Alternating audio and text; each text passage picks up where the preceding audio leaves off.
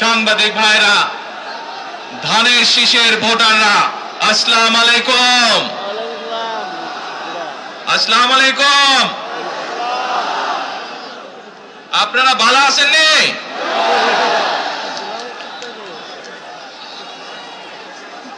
আলহামদুলিল্লাহ। প্রিয় ভাই বোনেরা, এই যে আপনারা এখানে আজকে লক্ষ লক্ষ মানুষ আজ এখানে সমবেত হয়েছেন, এই লক্ষ লক্ষ মানুষ সমবেত হওয়ার এই পরিস্থিতি তৈরি করার জন্য হাজারো মানুষ প্রাণ বিসর্জন দিয়েছে গত 15 বছর। আপনারা আজকে এই যে লক্ষ মানুষ এখানে উপস্থিত হয়েছেন, আপনাদের যে রাজনৈতিক অধিকার প্রতিষ্ঠা করার জন্য, আপনাদের কথা বলার বাক স্বাধীনতার অধিকার, আপনাদের নিরাপত্তা পাওয়ার অধিকার প্রতিষ্ঠিত করার জন্য আজ যে আপনারা এখানে একত্রিত হয়েছেন, এই অধিকার প্রতিষ্ঠিত করতে গিয়ে আমরা আমাদের মাঝে থেকে ইলিয়াস আলীকে হারিয়েছি, আমরা আমাদের মাঝে থেকে জুনায়েদকে হারিয়েছি, আমরা আমাদের মাঝে থেকে দিনারকে হারিয়েছি। সারা বাংলাদেশে গত 15 বছর 16 বছরে যারা এই দেশ থেকে পালিয়ে গিয়েছে 1 বছর আগে, তারা যখন এই দেশের মানুষের টুটি চেপে ধরেছিল, তারা এই দেশের মানুষের বাক স্বাধীনতা কেড়ে নিয়েছিল, তারা এই দেশের মানুষের ভোটের অধিকার কেড়ে নিয়েছিল, তারা শুধু ভোটের অধিকার কেড়ে নেই সন্তুষ্ট থাকেনি, তারা শুধু সাধারণ মানুষের কথা বলার অধিকার কেড়ে নেই সন্তুষ্ট থাকে নাই, তারা ইলিয়াস আলী, জুনায়েদ, দিদারের মতন শত হাজারো মানুষকে তারা হত্যা করেছিল সেদিন। তারা বাংলাদেশের লক্ষ লক্ষ বিএনপি সহ লক্ষ লক্ষ সাধারণ মানুষকে গুম খুনের মামলা দিয়ে জর্জরিত করেছিল। প্রিয় ভাই বোনেরা, আমরা দেখেছি বিগত 15-16 বছরে উন্নয়নের নাম করে কিভাবে দেশের মানুষের সম্পদ লুটপাট করে বিদেশে পাচার করে দেওয়া হয়েছে। আজকে এই যে ঢাকা থেকে সিলেট বা সিলেট থেকে ঢাকার যে মহাসড়ক, 2005 সালে আমি এসেছিলাম, সুনামগঞ্জে বন্যা হয়েছিল, আমার আসতে লেগেছিল 4.5 ঘন্টার মতন, কিন্তু আজ আমরা দেখি 10 ঘন্টার মতন সময় লাগে। সিলেটের এই পুণ্যভূমির মানুষ, বহু মানুষ আছেন যারা লন্ডনে যাতায়াত করেন, লন্ডন যেতেও এত সময় লাগে না প্লেনে করে যেতেও। এই হচ্ছে আজকে উন্নয়নের ফিরিস্তি। প্রিয় ভাই বোনেরা, গত 15-16 বছরে আমরা দেখেছি কিভাবে একের পর এক নির্বাচনে ব্যালট বাক্স ছিনতাই হয়েছে, কিভাবে আমিন নির্বাচন হয়েছে, কিভাবে নিশি রাতের নির্বাচন হয়েছে, এবং এই নির্বাচনগুলোর মাধ্যমে, তথাকথিত নির্বাচনের মাধ্যমে বাংলাদেশের মানুষের ভোটের অধিকার তথা রাজনৈতিক অধিকারকে কেড়ে নেওয়া হয়েছিল। আজ আমরা এখানে একত্রিত হয়েছি, সেই মানুষগুলোর জীবনের বিনিময় যারা আমাদের সকলের জন্য রাজপথে নেমে এসেছিল।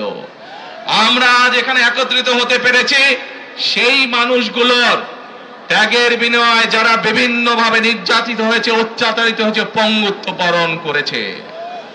2024 সালের 5ই আগস্ট ছাত্র জনতার অভ্যুত্থানের ভিতর দিয়ে বাংলাদেশের মানুষ 71 সালে যেভাবে দেশকে স্বাধীন করেছিল, 2024 সালের 5ই আগস্ট সেই স্বাধীনতাকে বাংলাদেশের মানুষ রক্ষা করেছে তাদের অধিকারকে প্রতিষ্ঠিত করার জন্য। প্রিয় ভাই বোনেরা, এখানে বহু মুরব্বী উপস্থিত আছেন যারা কালের সাক্ষী শহীদ রাষ্ট্রপতি জিয়াউর রহমানের সময় কিভাবে দেশে বহুদলীয় গণতন্ত্র রচিত হয়েছে। বহু ভাই বোনেরা এখানে উপস্থিত আছেন যারা কালের সাক্ষী দেশ ও নেত্রী খালেদা জিয়ার সময় কিভাবে দেশে সংসদীয় গণতন্ত্রের ভিত্তি রচনা করা হয়েছিল। প্রিয় ভাই বোনেরা, একটু আগে আমরা বলেছি, আমি আমার বক্তব্যে বলেছি, ঢাকা সিলেট মহাসড়কের উদাহরণ দিয়ে যে কিভাবে এই দেশের তথাকথিত উন্নয়ন করার নামে দেশ থেকে মানুষের অর্থ লুটপাট করে নিয়ে যাওয়া হয়েছে।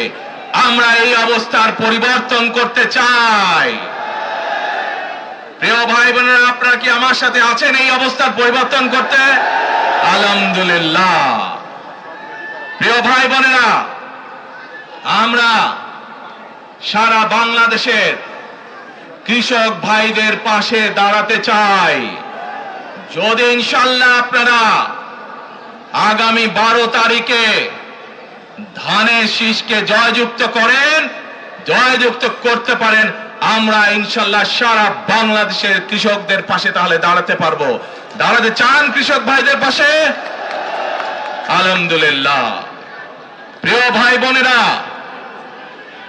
আমরা দেখেছি শহীদ রাষ্ট্রপতি জিয়াউর রহমানের সময় কিভাবে খাল খনন করা হয়েছিল সারা বাংলাদেশে, এবং সেই খাল খনন করার মাধ্যমে কৃষকদের সেচ সুবিধা সহ মানুষের পানির সমস্যার সমাধান হয়েছিল।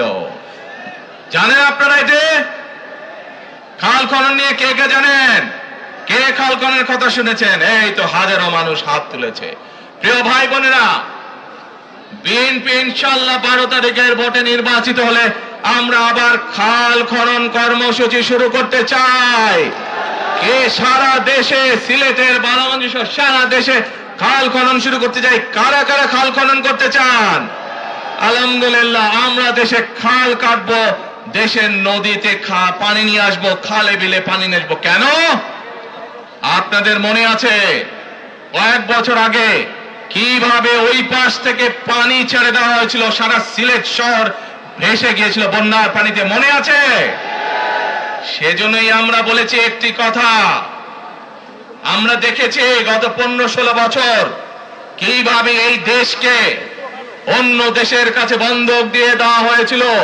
সেজন্যই আমি বলেছি, দিল্লি নয়, পিন্ডি নয়, নয় অন্য কোন দেশ, সবার আগে বাংলাদেশ।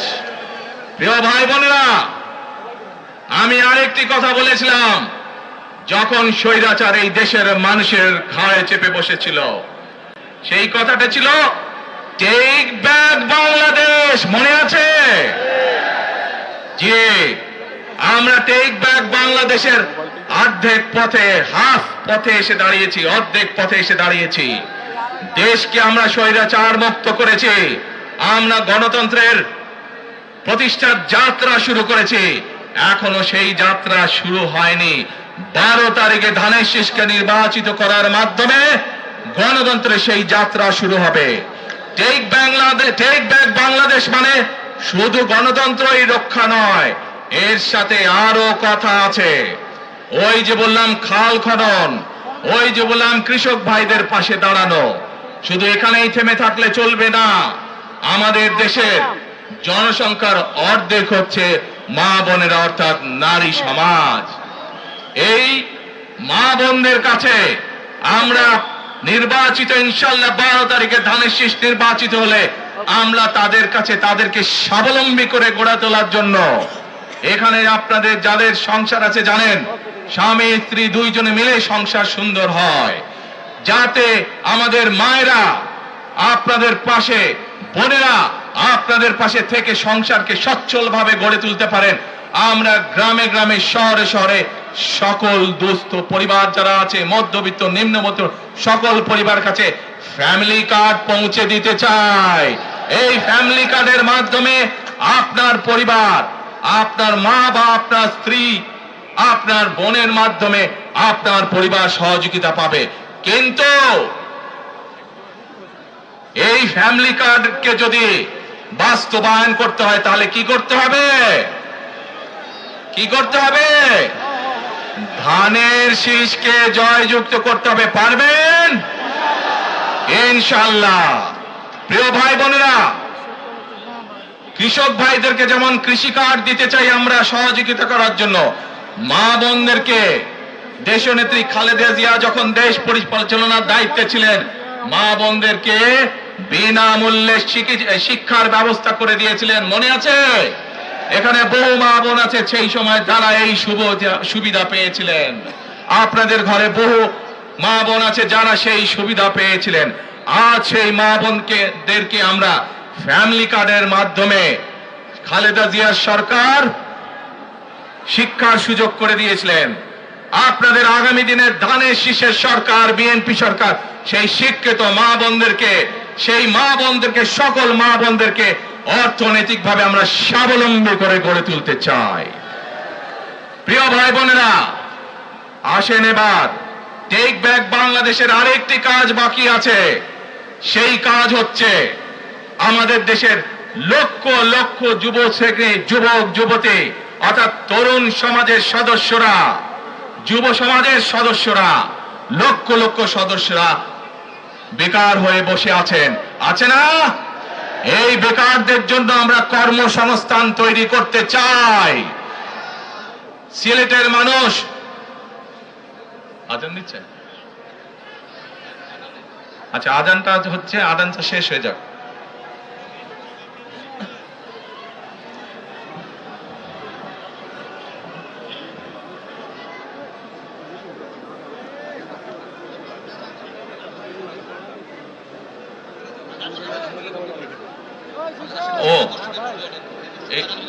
আচ্ছা এই মসজিদের আজান। আচ্ছা প্রিয় ভাই বোনেরা, এই দরগার মসজিদের আজান শুরু হলে আমরা কিছুক্ষণ বিরতি দিব আজানটা শেষ না পর্যন্ত, তাহলে তার আগে বক্তব্য রাখি নাকি? আচ্ছা, এই যে লক্ষ লক্ষ ভাই বোনেরা, সিলেটের মানুষ, অধিকাংশ মানুষ কোথায় যায়? লন্ডনে, তাই না? আরো অন্য অন্য দেশে যায়। কিন্তু এই যে মানুষগুলো যাচ্ছে, এই মানুষগুলোকে আমরা বিভিন্ন ভাবে ট্রেনিং দিতে চাই। ট্রেনিং দিয়ে ভাষা শিক্ষার মাধ্যমে আমরা এই মানুষগুলোকে দক্ষ করে গড়ে তুলতে চাই। সিলেটের বহু মানুষ সৌদি আরব সহ মধ্যপ্রাচ্যেরও বিভিন্ন দেশে যায়। আমরা এই মানুষগুলোকে দক্ষ করে গড়ে তুলে কর্মসংস্থানের সুযোগ তৈরি করতে চাই। কিন্তু সেই সুযোগ তৈরি করা একমাত্র তখনই সম্ভব যখন আপনারা ধানের শীষকে জয়যুক্ত করতে পারবেন। কি পারবেন? যুব সমাজের কর্মসংস্থান তৈরি করতে চাই। আমার লক্ষ লক্ষ ভাই বোনেরা বেকার হয়ে বসে আছে, আমরা তাদেরকে বেকার রাখতে চাই না। আমরা তাদের জন্য কাজের সংস্থান সৃষ্টি করতে চাই, কারণ তারা যাতে স্বাবলম্বী হতে পারে। তাদেরকে বিভিন্ন বিষয়ে ট্রেনিং দিয়ে আমরা দক্ষ শ্রমিক হিসেবে গড়ে তুলতে চাই, সেটি দেশের ভেতরে দেশের বাইরে, যাতে করে তারা কর্মসংস্থানের ব্যবস্থা করতে পারে। সরকার থেকে আমরা ইনশাআল্লাহ সেই ব্যবস্থা গ্রহণ করব, যাতে সেই দক্ষ মানুষকে সারা পৃথিবীতে আমরা ছড়িয়ে ছিটিয়ে দিতে পারি, যাতে করে তারা স্বাবলম্বী হয়ে নিজের পায়ে দাঁড়াতে পারে। প্রিয় ভাই বোনেরা, আমরা বহু মানুষের জীবনের ত্যাগের বিনিময়ে আজকে এই গণতন্ত্রকে আমরা প্রতিষ্ঠিত করার পথে এগিয়ে যাচ্ছি। কিন্তু আমরা বিগত কিছুদিন ধরে খেয়াল করে দেখছি, বাংলাদেশের কোন মহল, এই দেশের ভেতরে কোন কোন মহল ষড়যন্ত্রের চেষ্টা করছে। গত কয়েকদিন ধরে আপনারা দেখেছেন, পত্র পত্রিকায় এসেছে, বিভিন্ন সোশ্যাল মিডিয়াতে এসেছে, মধ্যপ্রাচ্য সহ বিভিন্ন দেশে পোস্টাল ব্যালট যেগুলো পাঠানো হয়েছে সেগুলোকে কিভাবে ডাকাতি করা হয়েছে। ঠিক যারা এই দেশ থেকে পালিয়ে গেছে তারা যেভাবে আপনাদের ভোট ডাকাতি করেছিল, ঠিক একইভাবে আবার সেই ষড়যন্ত্র শুরু হয়েছে। দেখেছেন আপনারা? দেখেছেন? প্রিয় ভাই বোনেরা, সেই ষড়যন্ত্রের বিরুদ্ধে সজাগ থাকতে হবে। বিদেশে বসে তারা ষড়যন্ত্র করছে, একইভাবে আপনাদের আবার যে ইলিয়াস আলী, দিদার, জুনায়েদ সহ হাজারো মানুষের প্রাণের বিনিময়ে যে অধিকার আমরা অর্জন করেছি, 24-এর গণ আন্দোলনের, জনগণের আন্দোলনে এই সিলেট শহরে 13 জন আমাদের জীবন দান করেছে, 13টি প্রাণ ঝরে গিয়েছে আমাদের। প্রিয় ভাই বোনেরা, এই প্রাণগুলোর বিসর্জনের মাধ্যমে আমরা যে অধিকার আদায়ের পথে নেমেছি, একটি কুচক্রী মহল এর ভিতরে ষড়যন্ত্র শুরু করে দিয়েছে। দেশের ভেতরেও তাদের ষড়যন্ত্র থেমে নেই, কিন্তু 2024 সালের 5ই আগস্ট এই বাংলাদেশের জনগণ প্রমাণ করে দিয়েছে যে বাংলাদেশের জনগণ ঐক্যবদ্ধ থাকলে, ঐক্যবদ্ধভাবে নেমে আসলে যে কোনো ষড়যন্ত্রকে বাংলাদেশের মানুষ প্রতিহত করতে পারে। পারবেন আপনারা প্রতিহত করতে? ইনশাআল্লাহ। প্রিয় ভাই বোনেরা, এখন আমি আপনাদের সামনে একটি প্রশ্ন করতে চাই। এইখান থেকে আমার সামনে যারা বসে আছেন, এর মধ্যে থেকে মুরব্বী যারা বসে আছেন, ওমরা বা হজ করতে গিয়েছেন, এরকম একজন হাত তুলেন। ওমরা বা হজ করে আসছেন, একজন মুরব্বী মানুষ, ওই যে লাল টুপি পরে বসে আছেন, ওমর নিয়ে আসো তো ওনাকে। আপনি আসেন দেখি সামনে, সামনে আসেন, আমার কাছে আসেন।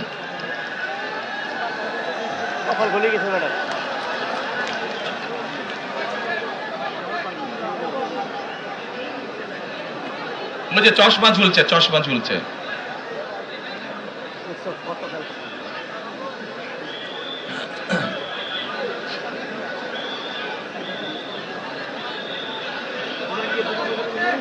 বসেন, আপনারা বসেন, উনি এখনই মঞ্চে উঠবে, আপনারা সবাই দেখতে পারবেন কে মানুষটা।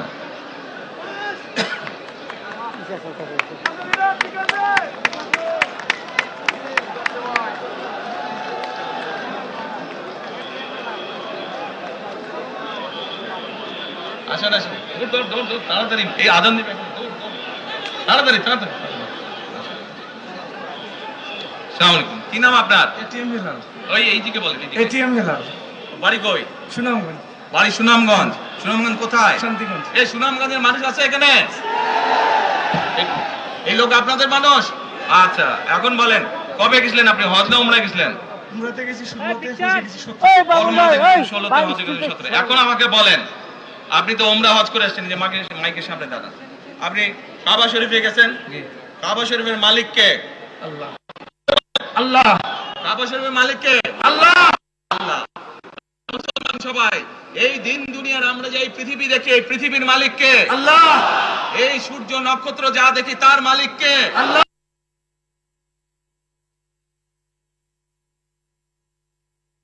মুসলমান সবাই, এই দিন দুনিয়ার আমরা যে এই পৃথিবী দেখি, এই পৃথিবীর মালিক কে? আল্লাহ। এই সূর্য নক্ষত্র যা দেখি তার মালিক কে? বেহেশতের মালিক আল্লাহ, এই পৃথিবীর মালিক আল্লাহ, কাবার মালিক আল্লাহ। আরে ভাই, যেটার মালিক আল্লাহ সেটা কি অন্য কেউ দেওয়ার ক্ষমতা রাখে? রাখে না। তাহলে কি দাঁড়ালো? নির্বাচনের আগে একটি দল এই দিব ওই দিব বলছে, টিকিট দিব বলছে না? যেটার মালিক মানুষ না, সেইটার কথা যদি সে বলে, এক শিরকি করা হচ্ছে, হচ্ছে না? যার মালিক আল্লাহ, যার অধিকার শুধু আল্লাহর একমাত্র, সবকিছুর অধিকার উপরে আল্লাহর অধিকার। কাজেই আগেই তো আপনাদেরকে ঠকাচ্ছে, নির্বাচনের পরে তাহলে কেমন? শুধু ঠকাচ্ছেই না মানুষকে, যারা মুসলমান তাদেরকে শিরকি করাচ্ছে তারা। নাউজুবিল্লাহ। প্রিয় ভাই বোনেরা, কেউ কেউ বলে অমুককে দেখেছে, তমুককে দেখেছে, এবারে একে দেখেন। প্রিয় ভাই বোনেরা, 1971 সালের যুদ্ধ, যেই যুদ্ধে লক্ষ মানুষের প্রাণের বিনিময়ে এই দেশ স্বাধীন হয়েছে, আমাদের এই প্রিয় মাতৃভূমি, সেই মাতৃভূমিকে স্বাধীন করার সময় অনেকের ভূমিকা আমরা দেখেছি, যাদের ভূমিকার কারণে এই দেশের লক্ষ লক্ষ ভাইয়েরা শহীদ হয়েছে, এই দেশের লক্ষ লক্ষ মা বোনেরা তাদের সম্মান হানি হয়েছে। কাজে তাদেরকে তো বাংলাদেশের মানুষের মধ্যে দেখেই নিয়েছে। এখন প্রিয় ভাই বোনেরা, এই কুফরির বিরুদ্ধে, এই হঠকারিতার বিরুদ্ধে, এই মিথ্যার বিরুদ্ধে আমাদেরকে ঐক্যবদ্ধ হতে হবে। আমাদেরকে ওই যে টেক ব্যাক বাংলাদেশে থাকতে হবে। আমরা দেশকে স্বৈরাচার থেকে মুক্ত করেছি, এখন মানুষের অধিকারকে প্রতিষ্ঠিত করতে হবে। শুধু ভোট, শুধু কথা বলার অধিকার প্রতিষ্ঠিত করলে হবে না, মানুষকে স্বাবলম্বী করে নিজের পায়ে গড়ে তোলার ব্যবস্থা করতে হবে। প্রত্যেকটি মানুষ, বাংলাদেশের মানুষ যাতে ঠিকভাবে, ভালোভাবে খেয়ে পড়ে বেঁচে থাকতে পারে, প্রত্যেকটি মানুষ যাতে নিরাপদে রাস্তায় চলতে পারে, সেই ব্যবস্থা করতে হবে। সেটাই হচ্ছে টেক ব্যাক বাংলাদেশ। আমরা বিগত 15 বছর দেখেছি, অমুককে বলে এসেছি, তমুককে ক্ষমতায় রাখার জন্য বলেছিল না? সেজন্যই বলেছি দিল্লি নয়। আমরা দেখেছি যারা 71 সালে ছিল তারা কাদের সাথে লাইন দিয়েছিল, যাদের কথা একটু আগে বললাম, যারা মিথ্যে কথা বলে ঠকাচ্ছে মানুষকে, আমরা দেখেছি তাদের আস্তানা কোথায়। সেজন্যই বলেছি যেমন দিল্লি নয় তেমন পিন্ডি নয়, নয় অন্য কোন দেশ, সবার আগে বাংলাদেশ। এবং যেহেতু আমরা বিশ্বাস করি দেশের মানুষই হচ্ছে আমাদের রাজনৈতিক সকল ক্ষমতার উৎস, সেজন্যই আমরা দেশের মানুষের ভাগ্য উন্নয়নে বিশ্বাস করি। এবং সংক্ষেপে আপনাদের সাথে যেই কথা বললাম, শুধু ভোট এবং কথা বলার অধিকার না, বিএনপি চায় আপনাদের দেশের মানুষকে অর্থনৈতিকভাবে স্বাবলম্বী করে দিতে, দেশের নারী সমাজকে, মা বোনদেরকে, দেশের যুব সমাজকে, দেশের প্রত্যেকটি কৃষক সহ প্রত্যেকটি শ্রেণী পেশার মানুষকে বাংলা বিএনপি চায় আগামী দিনে ইনশাআল্লাহ সরকার গঠন করে প্রত্যেকটি মানুষকে স্বাবলম্বী করে গড়ে তুলতে। প্রিয় ভাই বোনেরা, সেজন্যই আমরা আরেকটি কথা বলি, আমরা দেখেছি কিভাবে শহীদ জিয়ার সময়, দেশে খালেদা জিয়ার সময় দেশকে আমরা এগিয়ে নিয়ে গেছিলাম, দেশে কলকারখানা তৈরি হয়েছিল, মানুষের কর্মসংস্থান ছিল, দেশের মানুষ বিদেশে গিয়েছিল। সেজন্যই আমরা বলতে চাই, করব কাজ, গর্ব দেশ, সবার আগে বাংলাদেশ। করব কাজ, গর্ব দেশ, সবার আগে বাংলাদেশ। শেষে আবারও আপনাদের কাছ থেকে আগামী 12 তারিখে ধানের শীষের পক্ষে ভোট চেয়ে একটি কথা বলতে চাই, ইনশাআল্লাহ আগামী দিনে বিএনপি সরকার গঠিত হলে আমরা নবী করিম সাল্লাল্লাহু আলাইহি সাল্লামের ন্যায় পরায়ণতার ভিত্তিতে ইনশাআল্লাহ দেশকে পরিচালনা করব। আল্লাহ হাফেজ। বাংলাদেশ জিন্দাবাদ, বাংলাদেশ জিন্দাবাদ। আল্লাহ হাফেজ। প্রার্থীকে তো পরিচয় করে দিল না, এই তো আসল জিনিস।